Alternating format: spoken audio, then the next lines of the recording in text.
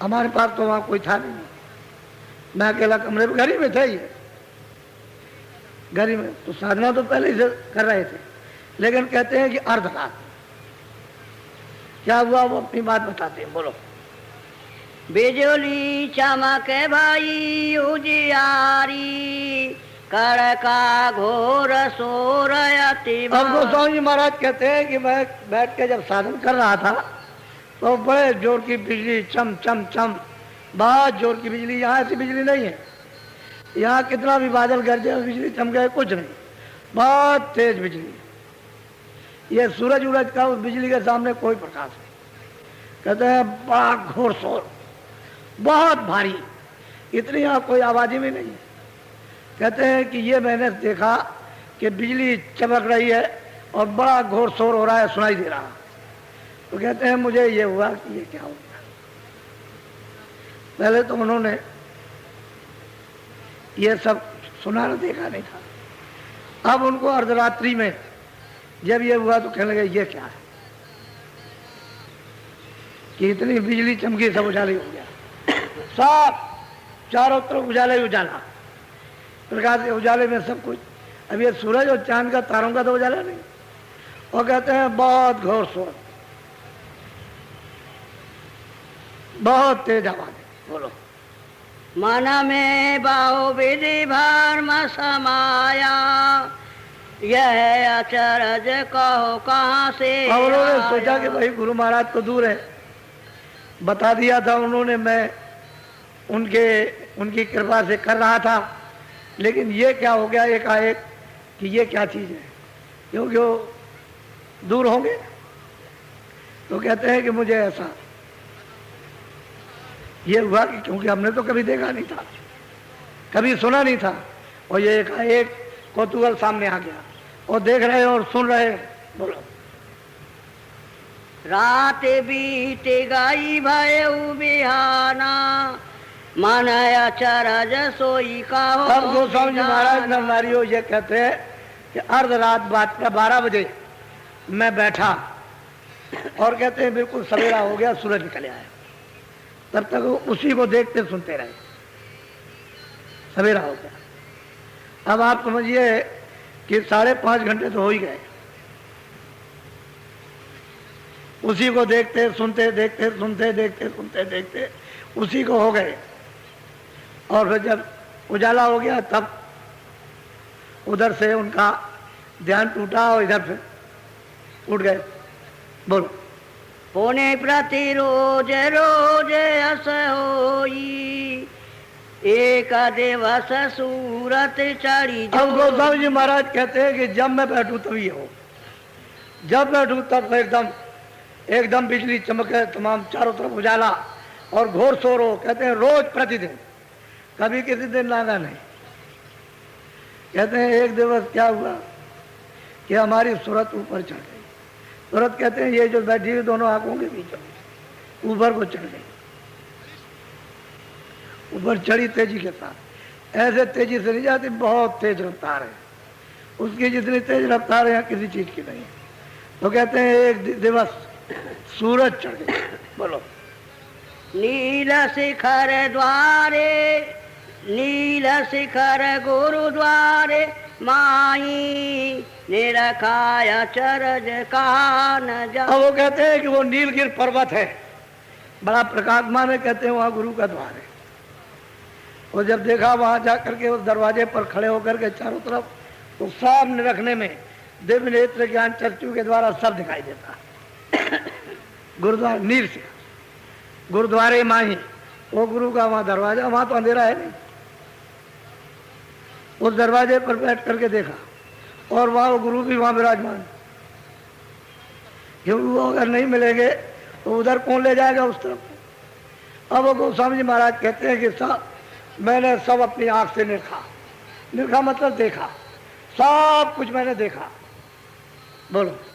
कहाँ लगे कहूँ विधि विधि डंडा, पौने सवने रखे पराब्र। अरे बच्चे बच्चियों में क्या वर्णन करूं, अरे छोटी मोटी चीज को तो छोड़ दीजिए, स्वर्ग वैकुंठ ये तो छोटी मोटी चीज है, इसको क्या बोलो। कहते हैं कि तमाम ब्रह्मांड है, मैंने अपनी दिव्य आंख से ये जो तीसरी आंख जो जीवात्मा में, उससे मैंने वो सब देखा। कब देखा? 16 से 14 आध रात को। और कहते हैं रोज रोज प्रति होई, रोज रोज कभी नहीं, रोज ही उसको करते करते करते देख करते सुनते देखते एकदम सूरत चढ़ गई। कहते हैं नील गिरह गुरुद्वारे मानी, वो नील शिखर है, वो मतलब है गुरु का दरवाजा हो। और वहां जाकर के देखा, ऐसा वैसे देखा। अब आप कहते होंगे हम रामायण जानते हैं, कभी तुमने पूछा है कि उन्होंने कौन सी साधना की, किसके पास जाकर के साधना की? कभी कुछ नहीं।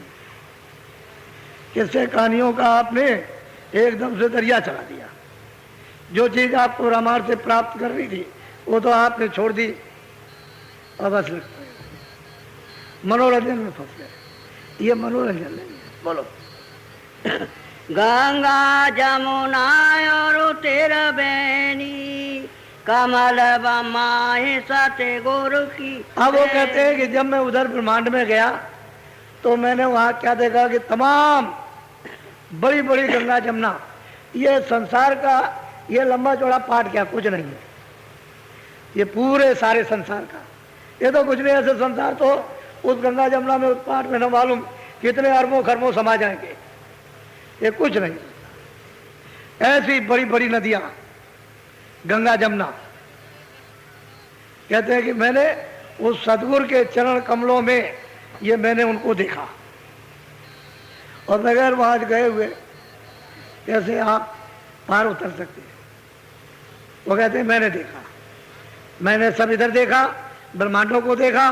फिर कहते हैं मैं उधर गया, मैंने बड़ी बड़ी गंगा जमुना, ये कुछ नहीं, ये स्वर्ग बैकुंठ कुछ नहीं, इतनी बड़ी बड़ी वहां गंगा जमुना नदियां मैंने देखी। कैसा निर्मल पानी, बालू का, मिट्टी का कहीं रेशा भी नहीं, वहां मिट्टी है ही नहीं, वहां बालू नहीं। कितना निर्मल कि कितने करोड़ों मील नीचे चले जाओ तो मुंह दिखाई देता, इतना निर्मल।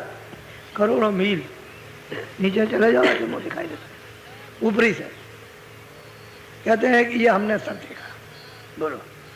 पदम प्रयाग गम पूर्वासा सते गुरु कांज सुरति पदवा। कहते हैं कि पदम प्रयाग, कहते हैं कि जो यहाँ आएगा इस प्रयाग में, उस प्रयाग में जब स्नान करेगा, दैविक प्रयाग में जो ब्रह्मांडों के पार है, कहते हैं वो फिर जाएगा गम पूर्वासा। वो अपने देश में, अपने घर में, अपने मतलब प्रभु के पास जाएगा, बगैर मतलब है कि इधर बगैर कंज में आकर के, यानी गुरु द्वारे पर बगैर बैठे हुए उधर कुछ नहीं देख सकता। गुरुद्वारे पे आएगा तब ये सुलभ होगा, देखना सुनना, इसके पहले नहीं होता। यही से रास्ता जाता है। अब यह है कि तुम अंधेरे में बैठे हो, कूड़ा कचरा पाप पुण्य का तुमने यहाँ जमा कर लिया है, सब पूरा जमा हो गया। तुम्हारी आंख तुम्हारे कान बंद हो गए, इस वजह से तुमको पता नहीं चलता है कि भाई हमारा आत्मज्ञान और वो आत्म आनंद और ईश्वर का सच्चा मतलब सत्यबोध और सच्ची शक्ति वो क्या है। लेकिन कहते हैं गुरु, ये उनकी कृपा, उन्होंने बता दिया था कि ऐसा करना। ये घर ही में मौजूद है, ये कहीं बाहर नहीं गए, वही राजापुर में साधन कर रहे हैं, वही ये देख रहे बैठ के अपने घर में, कहीं गए नहीं, ये घर ही में थे। बोलो।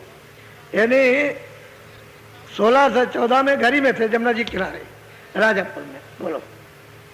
तीन लोक भीतर सब देखा, कहो कहाँ लगे विधि विधि ले। अब गोस्वामी जी महाराज कहते हैं कि भाई 3 लोग, ये मृतलोक, फिर स्वर्ग वैकुंठ, ब्रह्मांड लोग। कहते हैं कि अलग अलग क्या वर्णन करें, इतना कागज और स्याही है नहीं कि जो अलग अलग विधि विधान से वर्णन कर दिया जाए, क्योंकि वो चीजें तो यहाँ है नहीं। कहते हैं मैंने सब देखा अपनी आंख से। आप कहते हो किसने देखा, वो किसने पाया, किसने देखा? बोलो। जो ब्रह्मांड भरा जग माई, सो देखा सब घट के। अब गोस्वामी जी महाराज कहते हैं कि ब्रह्मांड में जो कुछ भी है उसकी यहाँ छाया है, ये सब छाया।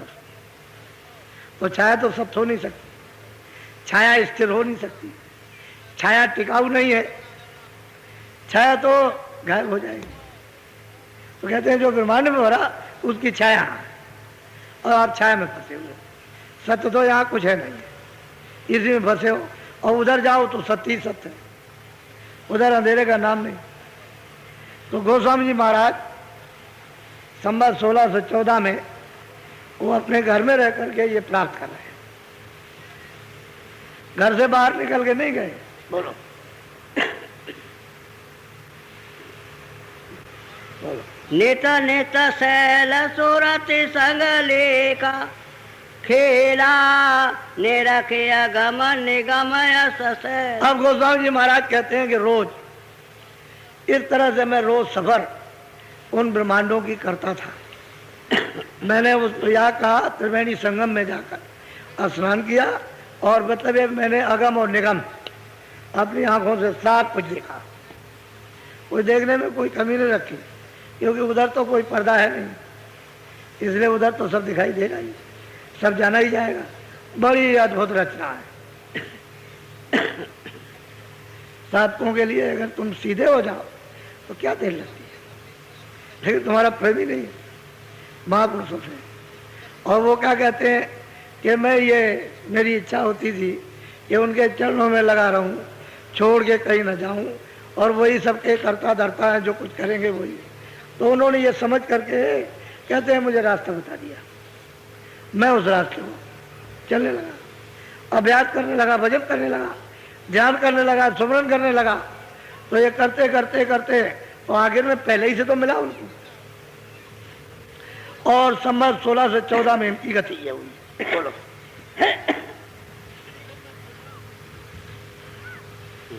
कहो अगम विधि नाना एक दिवस चढ़ी गगम ठिकाना। कहते हैं कि मैंने ईश्वर को भी देखा, ब्रह्म को भी देखा, पार।